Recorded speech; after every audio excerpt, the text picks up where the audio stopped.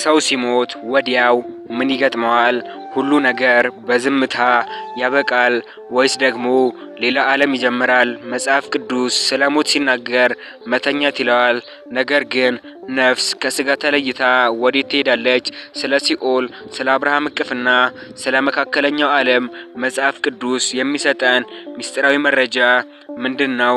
ዛሬ ማንም ተመልሶ ያልነገረን ነገር ግን በመጽሐፍ ቅዱስ ውስጥ በግልጽ የተቀመጠ የነፍስ ጉዞ እንመረምራለን። እስከ መጨረሻው የጉዞአችን መዳረሻ ድረስ አብራችሁን ቆዩ። ነፍስ ከስጋ ስትለይ የመጀመሪያው ተሞክሮ ምንድነው? እንደ አልዓዛርና እንደ ባለጸጋው ታሪክ ነፍስ ወዲያውኑ ንቃተ ህሊና አላት ማለት ነው።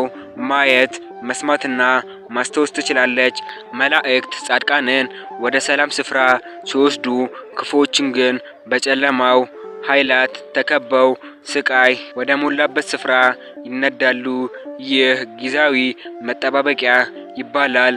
ጌታ ኢየሱስ ክርስቶስ በመስቀል ላይ ለነበረው ወንበዴ ዛሬ ከእኔ ጋር በገነት ትሆናለህ አለው። ጻድቃን ሲሞቱ ወደ ገነት ወይም የአብርሃም እቅፍ ይሄዳሉ።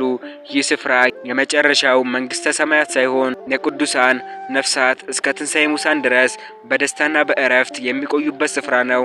በዚያ ሰላም እንጂ ለቅሶ የለም። በሌላ በኩል ደግሞ እግዚአብሔርን ያልተቀበሉ ነፍሳት ወደ ሲኦል ይወርዳሉ።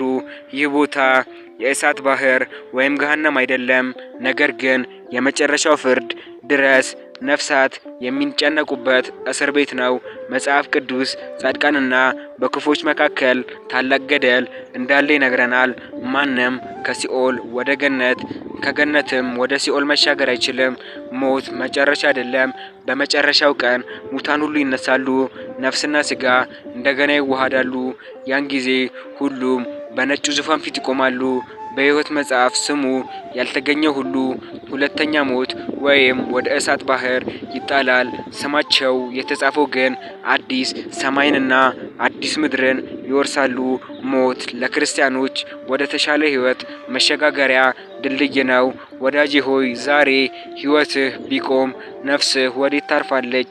ይህን ጥያቄ ዛሬውኑ መመለስ አለብህ። ይህ ቪዲዮ ጠቃሚ ሆኖ ካገኙት ለሌሎች ያጋሩ። አስተያየቱን ኮሜንት ላይ ያስፍሩ።